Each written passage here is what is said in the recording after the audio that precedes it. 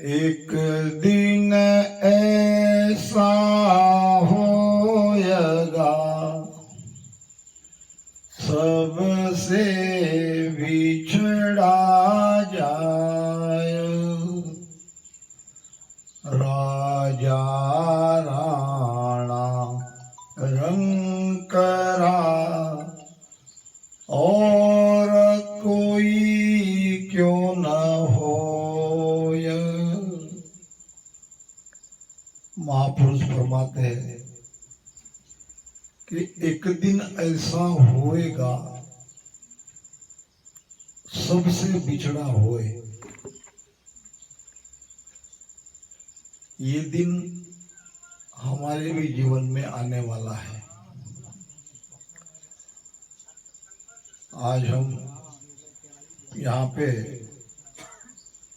जो पटेल परिवार में बहुत ही बड़ी क्षति हुई है, उसके लिए इस परिवार का दुख थोड़ा हल्का करने के लिए, उनको मिलने के लिए यहाँ पे हम आए हैं। ये सत्संग रखी है, इसके पहले भी रखी होगी, मुझे बताया था विनोद भाई ने। बेटी निकिता का आगे का सारा जीवन एक तरह से अंधकारमय है। इसको ढाढ़स देना है, दिलासा देना है, उनको जीवन की नई दिशा, नया ज्ञान, नई उम्मीद, क्योंकि ये तो होता ही है। काल के हाथ में सब कमान, क्या बुढ़ा क्या जवान। हम सब मृत्यु लोक में हैं। मृत्यु लोक का मतलब क्या? यहाँ आने वाला हर एक जाएगा, कोई नहीं रहेगा। ये नहीं पता कि कौन कब जाएगा। हमारे प्रगणेश भाई आज हमारे बीच नहीं है। क्या वो अभी मरा क्या? नहीं, हमारी भी मृत्यु पल पल हो रही है, हमें इसका पता नहीं है। जब हम छोटे से थे, अपनी माँ के गर्भ से बाहर आए थे, तो कितने छोटे थे हम? बस इतने। अब कहाँ गया वो शरीर? वो शरीर तो चला गया, उसमें परिवर्तन हो गया, फिर थोड़े बड़े हुए, फिर चलने फिरने लगे, फिर आगे और भी जवानी के दहलीज पर कदम रखे। ये सारे परिवर्तन हमने अनुभव किए हैं, हमने देखे हैं। यानी ये शरीर पल पल में मर रहा है, इसमें काफी चेंजेस आ रहा है, काफी परिवर्तन आ रहा है। अब आज ये पूरी तरह से आत्मा को छोड़ के चला गया, तो हम समझ रहे कि उसकी मृत्यु हो गई। मृत्यु होती किसकी है? इस देह में मरता कौन है? जन्म लेता कौन है? अगर हम जन्म कौन लेता है इसके बारे में नहीं समझेंगे, तो हमें मृत्यु क्या है ये कभी इसकी जानकारी नहीं होगी। जन्म लेने वाली भी माया है, और जिसकी मृत्यु हुई है वो भी माया है। शरीर का जन्म हुआ, शरीर ही गया। एक गुरु था और उनका एक शिष्य था, जवान, 24-25 साल की उम्र में हार्ट अटैक से उसकी मृत्यु हो गई।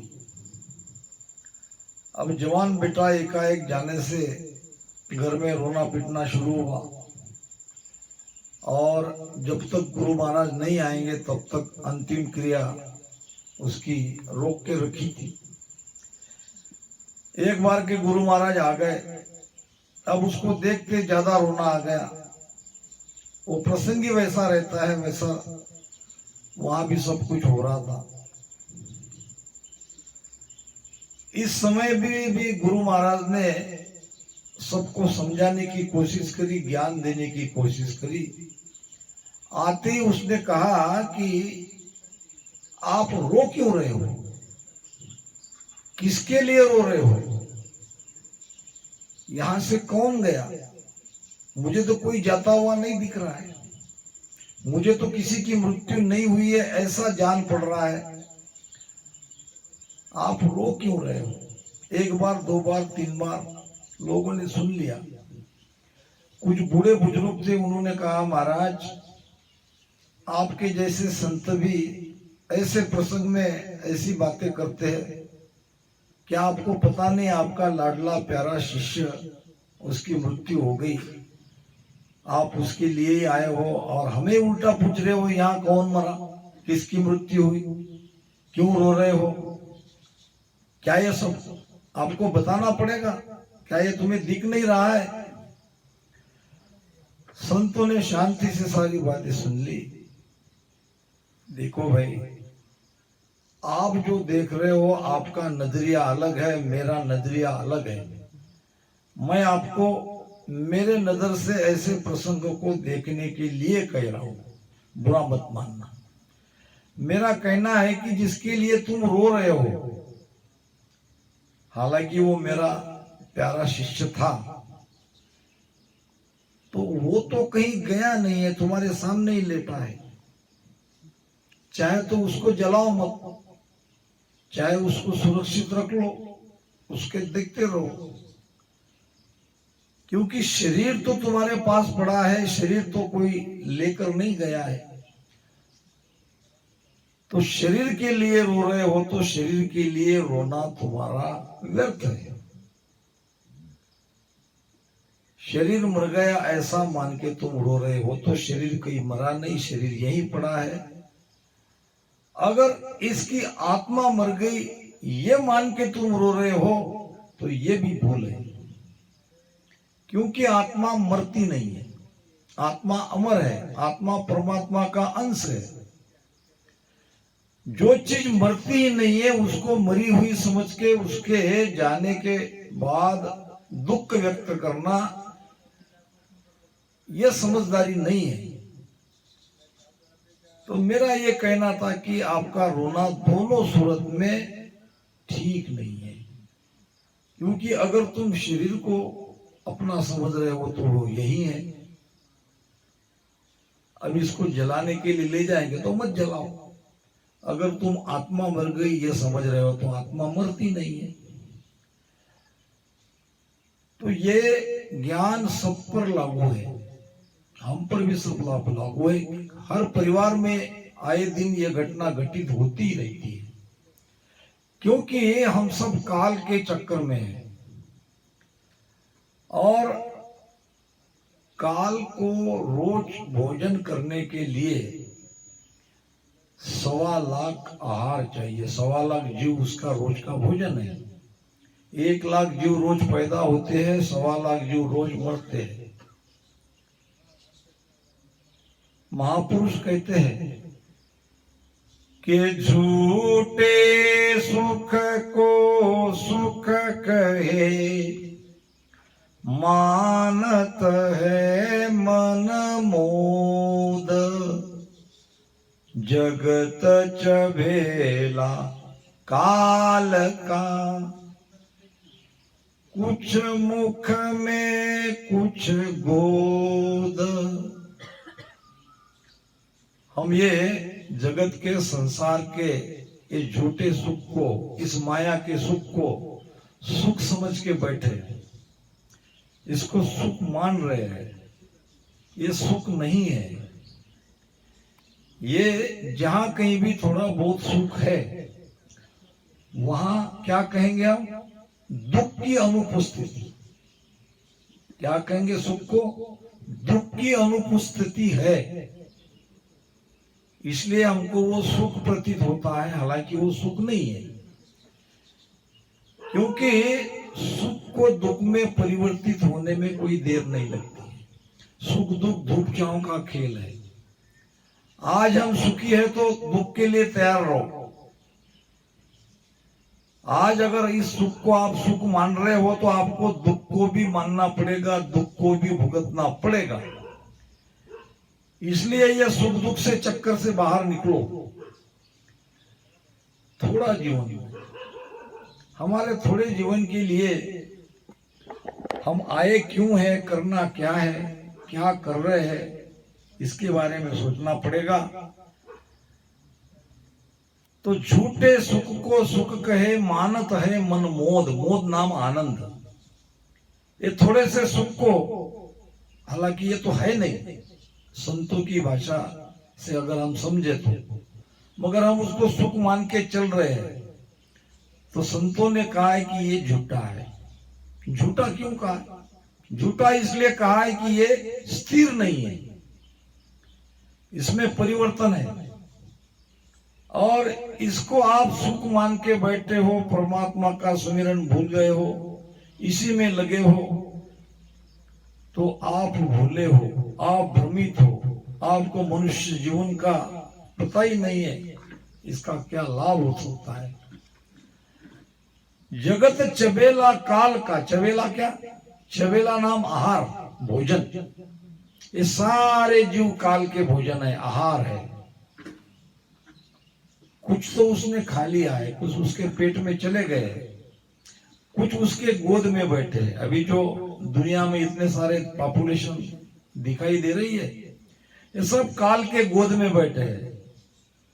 कभी भी चुन के वो खा सकता है। इसलिए इस सत्य को समझो। एक दिन ऐसा होएगा, सबसे बिछड़ा होए। बिछड़ना है, जाना है, रहना नहीं है। ये देश हमारा नहीं है। राजा राणा रंग करे और कोई क्यों न होए। राजा रहो, राणा रहो, रंक रहो, गरीब रहो, धनवान रहो, पहलवान रहो, भिखारी रहो, कैसा भी रहो, सबको जाना पड़ेगा।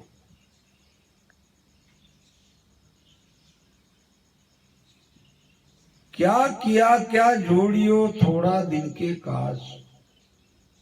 क्या किया क्या जोड़िए थोड़ा दिन के काज। छोड़ छोड़ सब जात है, देह धन और राज।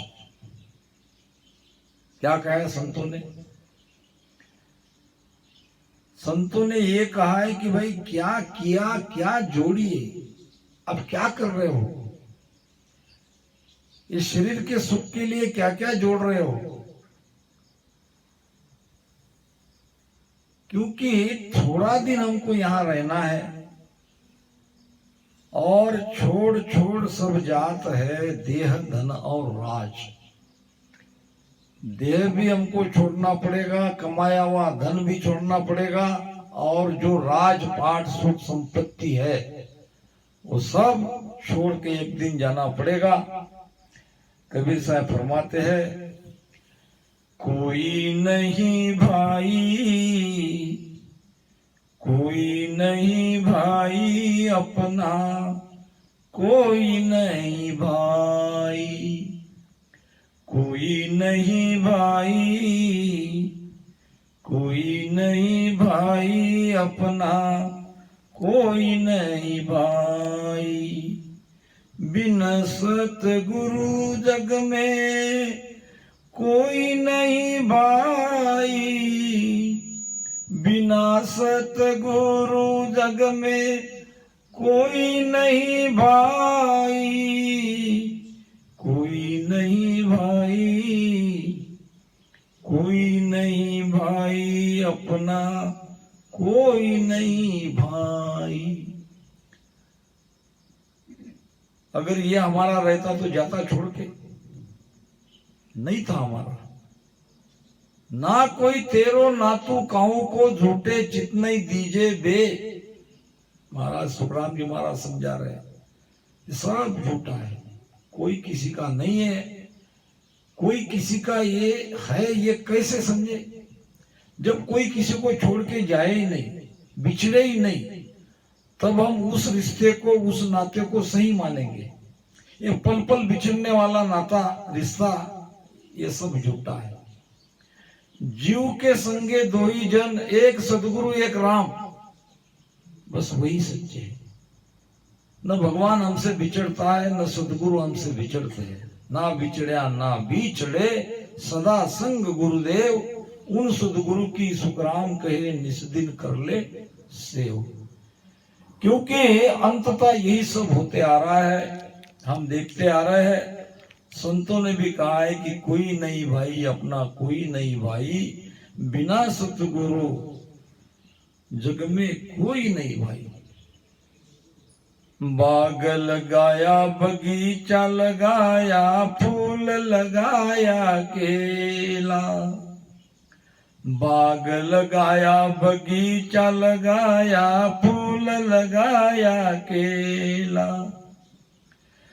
इस तन से प्राण निकल गया तो, इस तन से प्राण निकल गया तो, रह गया चमन अकेला।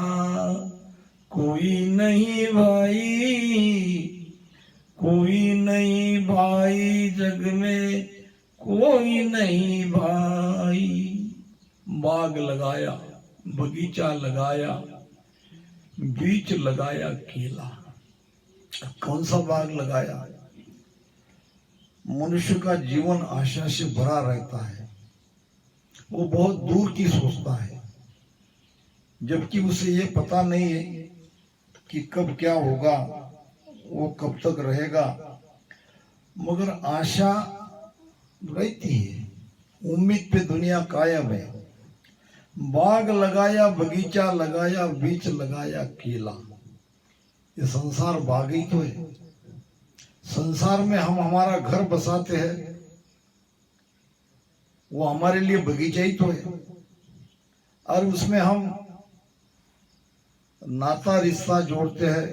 लड़का है तो शादी करके बहू लाता है, लड़की है तो पराये घर में चली जाती है। तो ये सारे सुख के उपाय हम खोजते हैं। जगत रूपी बाग में एक हमारा मकान रूपी बगीचा लगाते हैं, उसमें परिवार बसाते हैं। बाग लगाया बगीचा लगाया, बीच लगाया केला।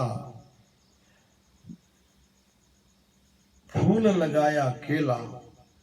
इस तन से प्राण निकल गया तो रह गया चमन अकेला। कहां तक है ये सारी जो हम जोड़ तोड़ के सुख सुविधा जुटा रहे हैं? जब तक श्वास है, जब तक शरीर में प्राण है। शरीर से प्राण निकलते ही सब उजड़ जाता है, कुछ भी साथ में नहीं जा सकता। फिर सारे औपचारिकताएं पूरी होती है, जैसे कि किसी को बुलाने की आवश्यकता नहीं है। शरीर से प्राण निकलते ही अपने आप ये वार्ता फैल जाती है।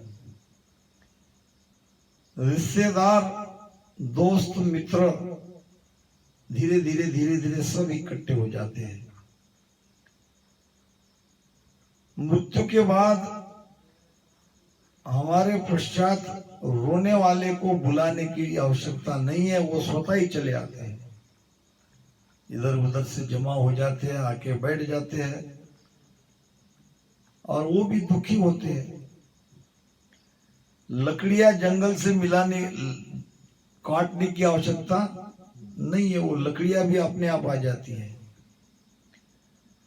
और व्यवस्था करने वाले, जो अंतिम संस्कार की व्यवस्था करने हैं, वो करने वाली भी बराबर आ जाते हैं।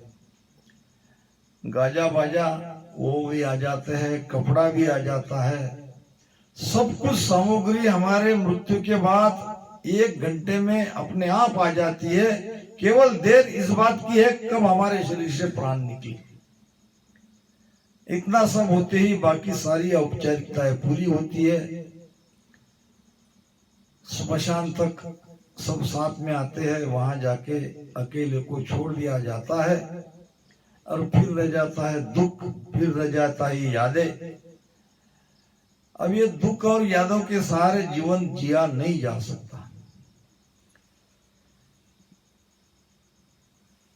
एक राजा की 4 पत्नियां थी। सबसे बड़ी वाली रानी से उतना प्रेम नहीं करते थे, बस कभी कभार मिल लिया।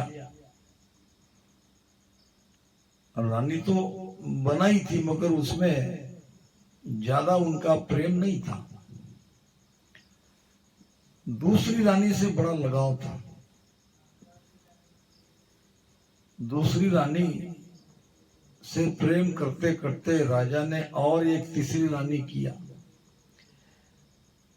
ये दूसरी रानी के जैसा ही अपनी तीसरी रानी पे ज्यादा प्रेम था। अब राजा है, बहुपत्नी प्रथा थी, उस जमाने की बात है। और राजा ने एक चौथी रानी करी और चौथी रानी पे तो बहुत ही प्रेम था। अब एक दिन काल का दूत आ गया, राजा को कहने लगा महाराज तैयारी करो, हम कल आ जाएंगे तुम्हें लेने के लिए। इतना कहते राजा डर गया, अब अकेले कैसे जाए। 4 रानियां थी, उसमें 3 रानी तो ज्यादा प्रेम था। उसको लगा कि कौन हो मेरी तीनों रानियां मेरे साथ जरूर आएगी। चौथी रानी को कहा कि चलो मेरा बुलावा आ गया, मुझे संदेशा मिल गया है, कल मुझे इस दुनिया से जाना है। यहां जैसे हम दोनों साथ रहे, बहुत हम आपस में प्रेम किया, तो वहां भी हम प्रेम से रहेंगे। क्या तुम मेरे साथ आने के लिए तैयार हो? जल्दी जल्दी तैयारी करो। चौथी रानी कहने लगी कि महाराज बात ऐसी है कि तुम्हारे लिए यमदूत आए हैं, मेरे लिए तो नहीं आए। जब मेरे लिए आएंगे तब देखा जाएगा, मगर आज तो नहीं आए, तो तुम ही जाओ, मैं तुम्हारे साथ नहीं आ सकती। बहुत बड़ी ठेस पहुंची, बहुत बड़ी चोट लगी, जिनसे इतना प्रेम। और उसने ऐसा जवाब दिया। फिर मायूस होकर तीसरी रानी के पास आए। तीसरी रानी को कहा तुम तो मेरे साथ आओगी आओगी, क्योंकि तुम भी मेरी बड़ी प्यारी रानी थी। बड़ी प्यारी रानी कहने लगी मैं कभी किसी की पत्नी आज तक हुई ही नहीं, आज तुम्हारी हूं, तुम्हारे जाने के बाद दूसरा कोई और मेरा पति हो जाएगा, वो भी मर गया तो मैं तीसरा करूंगी, चौथा करूंगी।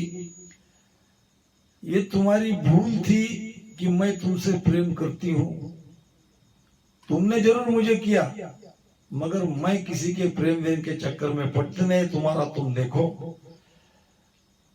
जीते जी उस तीसरी रानी ने यह जवाब दिया कि तुम्हारे जाते ही मैं दूसरा पति कर लूंगी, तो कितना दुख हुआ।